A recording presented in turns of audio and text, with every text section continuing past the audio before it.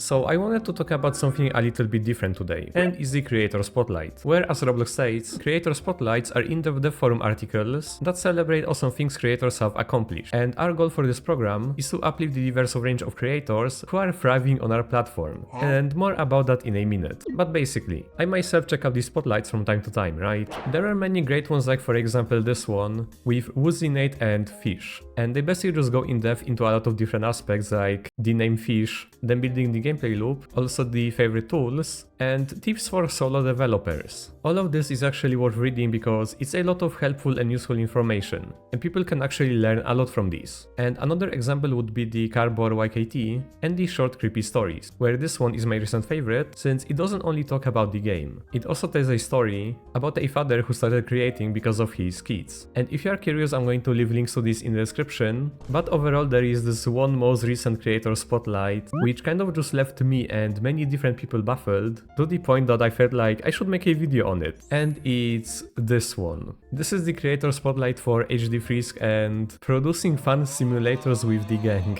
Now you can probably see where this one is gonna go, but I just need to state really quickly. I don't have any problem with the gang, any developers, and I'm just making the video to criticize the creator spotlight, since Roblox kind of did a pretty bad job with this one and people down in the comments, let's just say, aren't too happy. But anyway, so here you have a little bit of story on how the gang was created, saying that HD Frisk has been in the gaming industry for over a decade, and that the gang is an award-winning game development studio with experiences like Strongman Simulator, or even better, Sumo Wrestling Simulator, as well as IKEA Decor Worker, where again, if you have 10 years of experience in the gaming industry, it's going to be fine with what you decide to make, right? It doesn't really matter if you want to make a cash grab, slop or whatever, since it's a kind of a problem with the platform, let's say. But continuing, this just says how HD Frisk was at first a mechanical engineer and then pivoted to developing AAA games. Again, AAA games with more than 10 years of experience. I just feel like these skills could be used a little bit better than the Strongman and Sumo Wrestling Simulators, but anyway, then this just talks about how they encountered Studio, their first ever project, and then we jump into creating Strongman Simulator. Now what's good about this part is how the gang basically focused on the community management, basically listening to people's feedback and improving the game. And now we have a point about being a producer and an entrepreneur. I probably just butchered that word, but anyways. Again, this is speaking about the feedback from the community, trying out new gameplay mechanics and working on balancing game economy. Then a point where many people can actually learn from, with the entrepreneur mindset, basically saying that producers need to proactively solve problems from a holistic point of view. Couldn't you use a different simple synonym, since I don't even know this word, but anyway.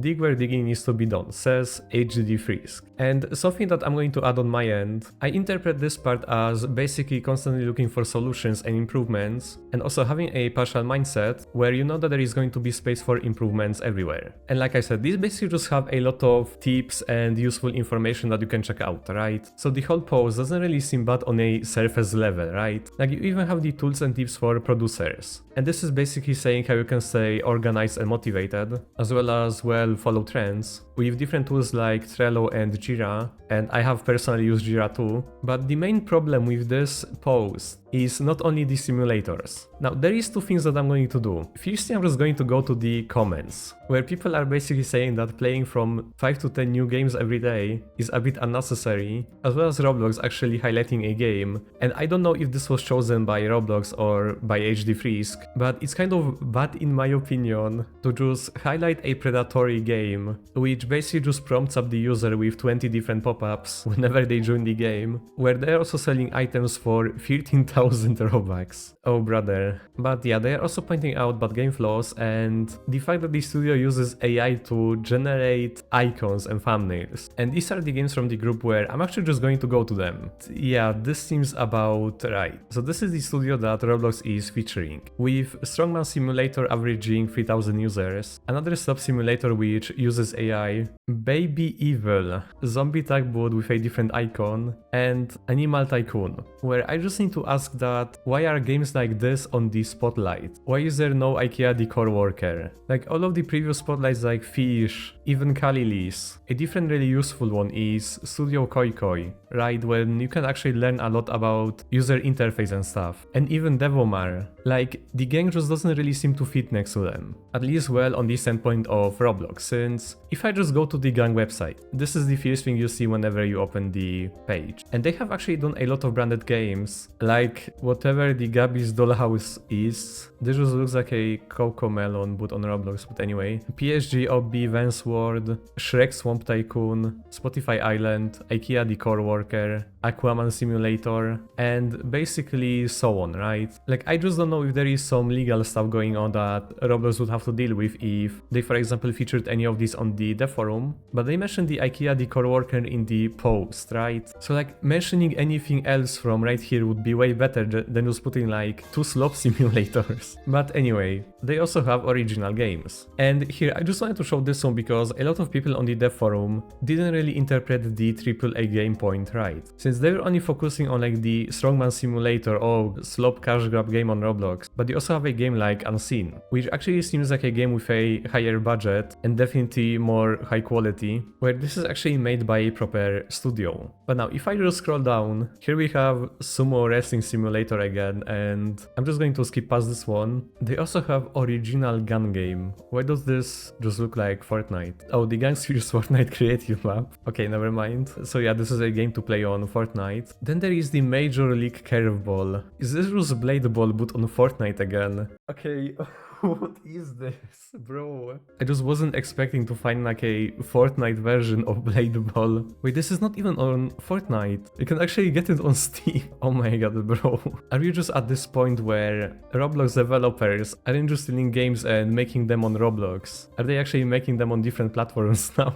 But yeah, continuing. What is this even? I can't even read this. Strongman Smash, Tower Tycoon, Tapping Simulator, Block Simon. Wait, so we have a simulator, or a spin-off of a simulator, a tycoon, another simulator, and a Pokemon game on Roblox. Block Simon, zero active. Like, isn't this a Lumion Legacy boot, kind of a bit lower quality? Also, I need to ask, are these assets also AI generated? Like, the whole art style just feels really inconsistent. Same like the color palette. And these characters don't really fit into the game either. Okay, I'm just going to move on, I guess. But also, why wasn't this displaying on the group page again? Oh, there are more pages. So you have My Bakery, Tower Tycoon, Monster Ride Simulator, Strongman Smash, Ultimate Football, Arm Wrestling Legend. Okay, so I just had higher respect for the studio before finding out that not only they are stealing from different simulators, but also the fact that they are making a Roblox game on a different platform. Oh my god, what are these, bro?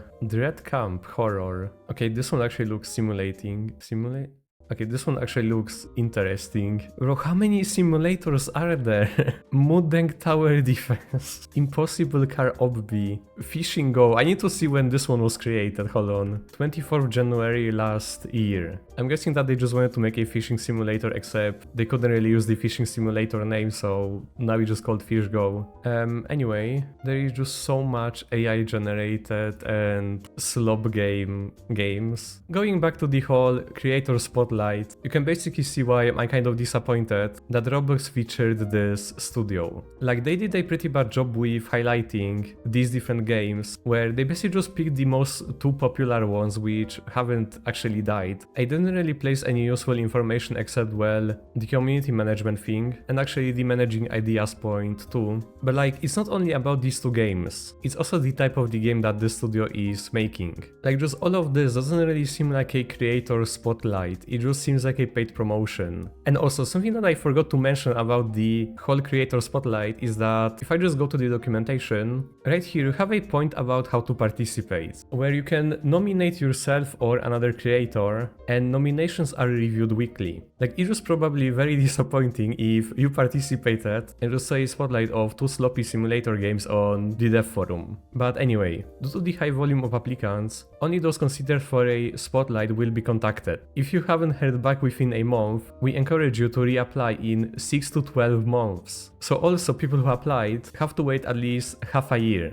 Like, I'm I'm pretty sure you just understand my biggest complaint with this, where Roblox didn't really seem to put much effort into the spotlight that I was talking about in this video, where maybe they should have thought that, hey, putting a game with a predatory design, which is made to siphon money out of users, wouldn't be the best thing to highlight, especially from a studio which is actually copying other simulators, not to mention the fact that they are trying to make a different version of Blade Ball except on Steam, and using AI while proclaiming to be a AAA development studio. Lastly, again, don't send any hate to Frisk and the gang. These types of situations are basically just normal on the platform, and to remind you, this video was me basically complaining about the creator spotlight and not the development studio. But with that, it's going to mark the end of this video. So as usual, leave a like and subscribe to support the channel, also check out my Patreon page, and thanks everyone for watching and see ya guys.